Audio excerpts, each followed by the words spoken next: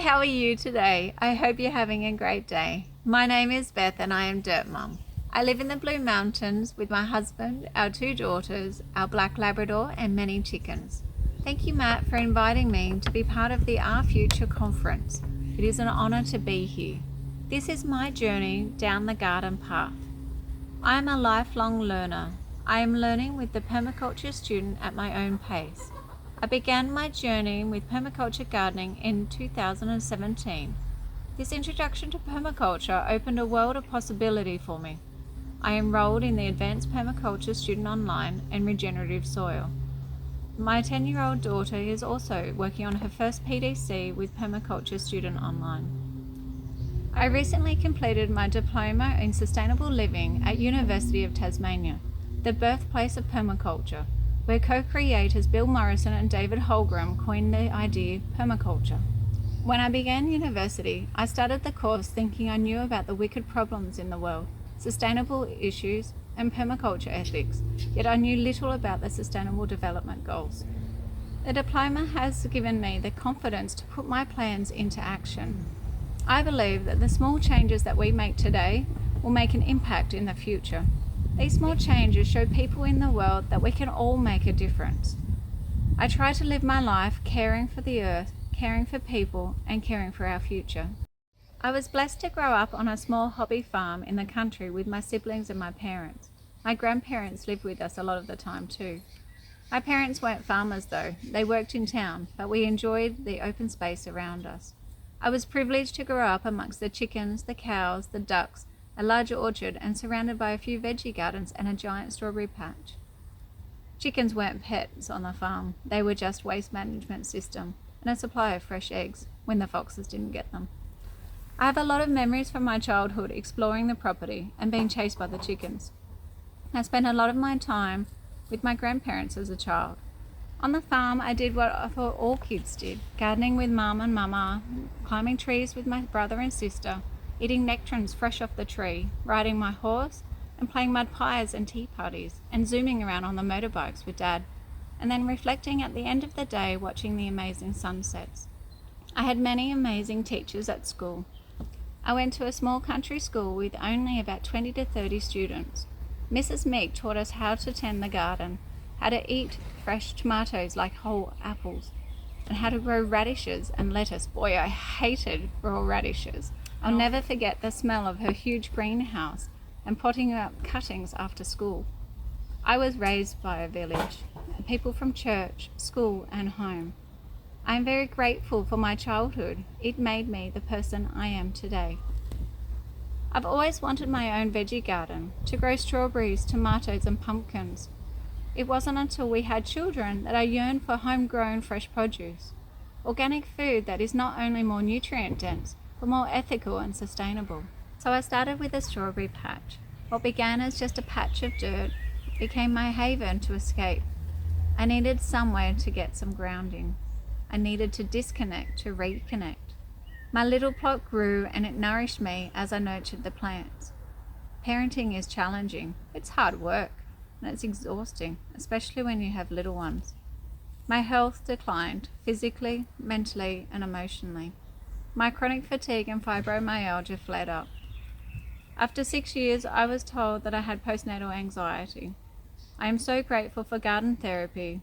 Combined with a change of diet and new routines, it all helped.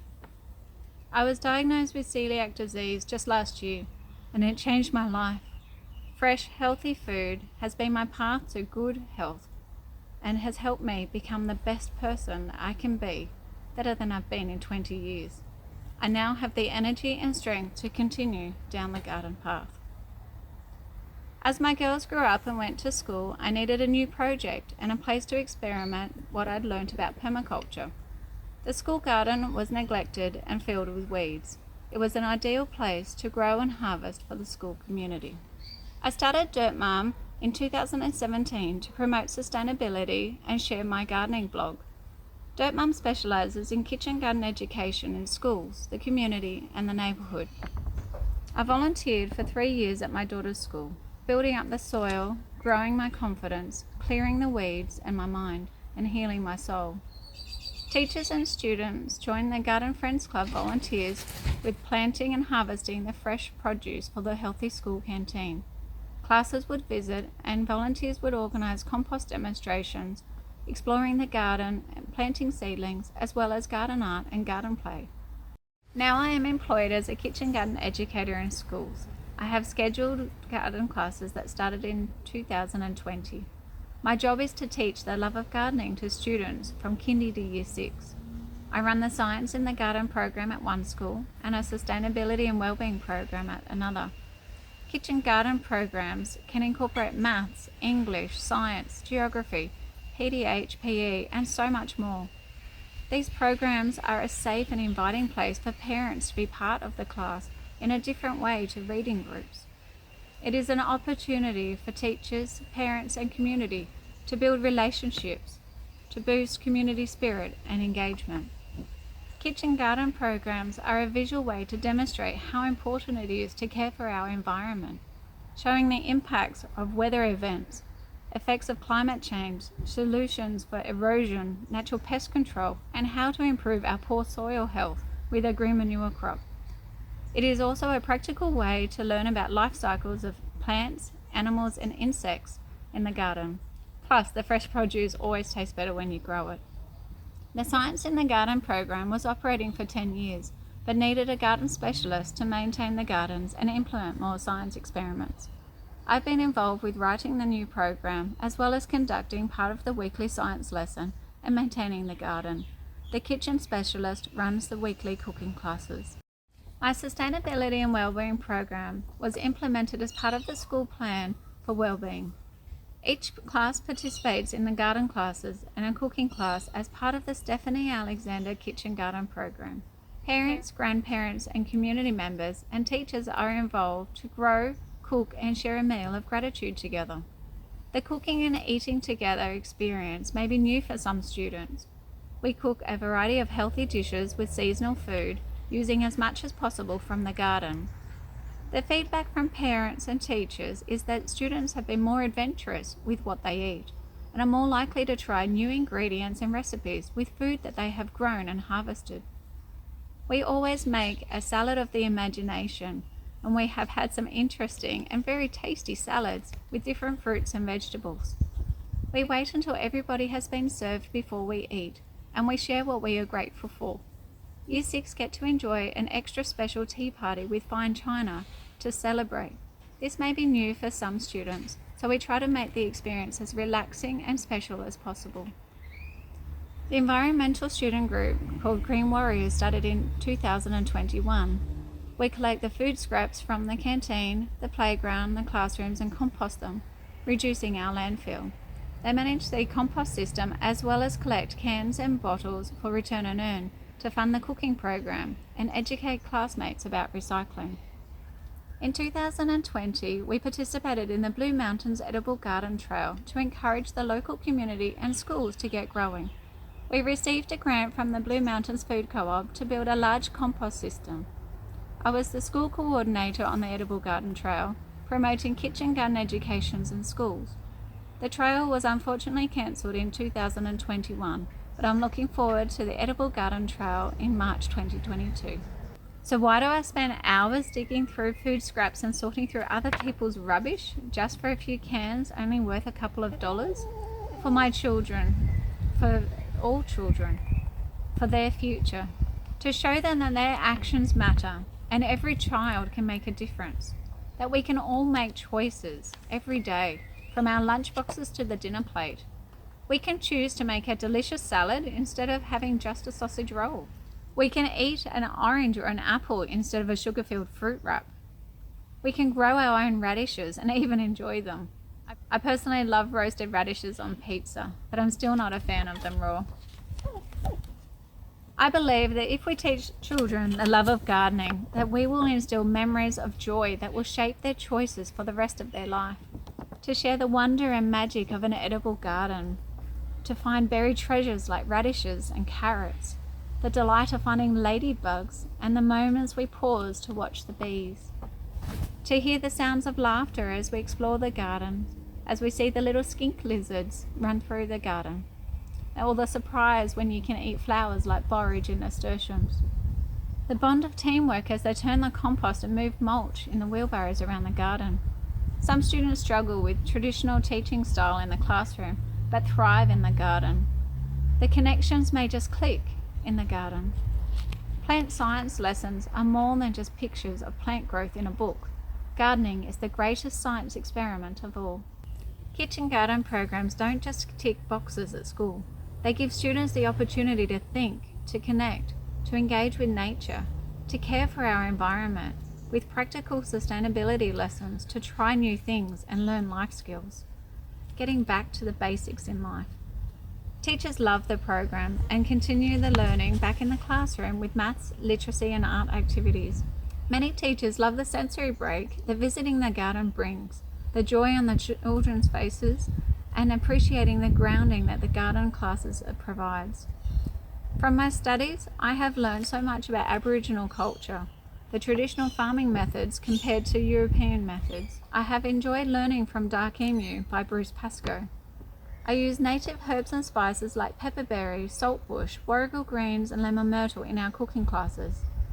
I'm looking forward to growing more native edibles in the school gardens to try. In 2021, we received a grant to begin our bush tucker garden around one of our outdoor learning spaces and yarning circles. To grow and to know where your food comes from, to plant those seeds and eat a rainbow salad, to try new foods and share that knowledge with your family, this is my why. The Stephanie Alexander Kitchen Garden Foundation philosophy is to introduce pleasurable food education to children during their learning years in order to form positive food habits for life.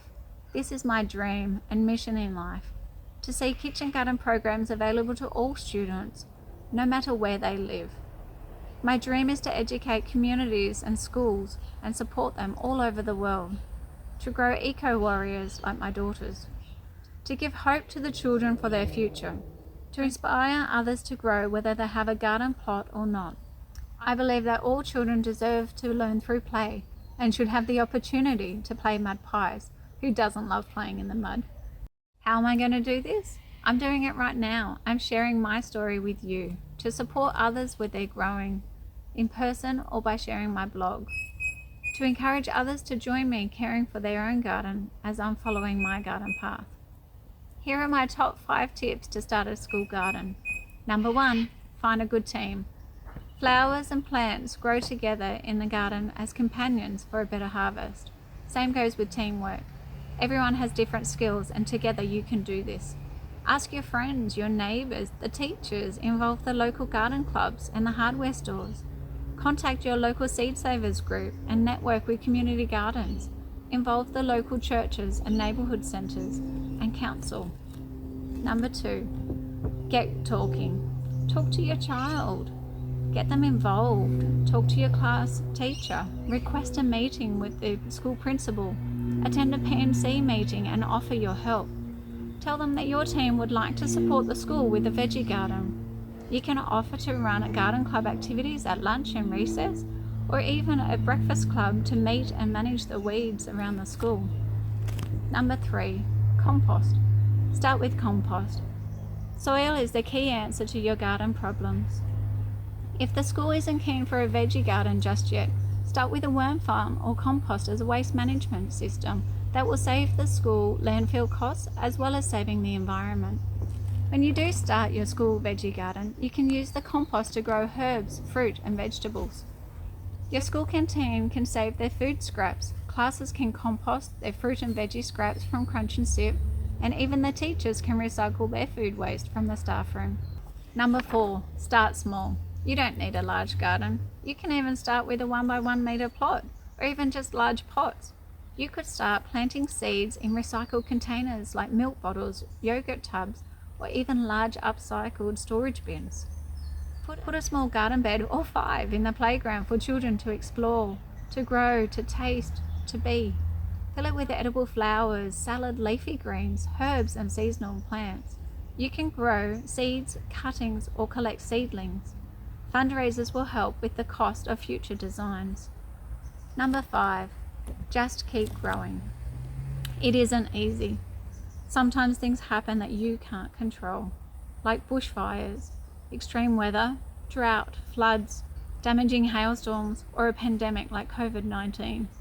Like plants dying or being removed accidentally, pests like snails and plants that don't even grow from the seed that you lovingly sowed, or events that you don't have access to the garden for long periods of time, like school holidays or lockdowns. It's okay. Just keep growing.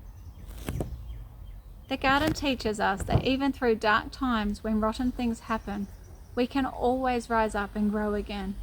If your crop fails, it's okay. Or if the radishes are overgrown and gone to seed, the seeds from this season will fall, and they may land where they're meant to be. They will flourish in the next season. Plant a green manure crop, care for the soil, and start again.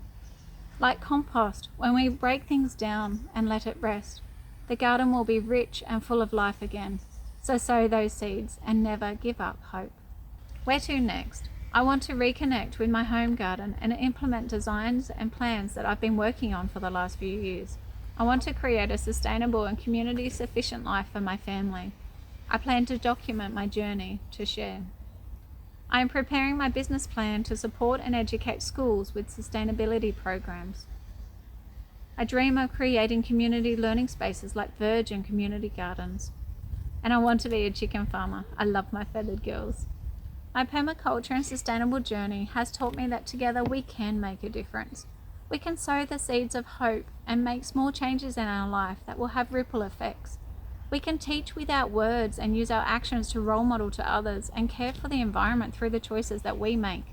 I hope that the students that I teach will remember in years to come the joy of gardening as well as the life skills. It is with my deepest gratitude that I thank Matt Powers, all the guest teachers and speakers, and all the staff at University of Tasmania for the knowledge that they have shared. I will never forget the gifts that you have given me. This is my journey down the garden path, my journey of hope to inspire and guide others on their sustainable living path, to bring people together to learn, grow, and blossom with me. I wonder where your path will lead you for a regenerative future. Thank you for listening. Have a great day. Bye.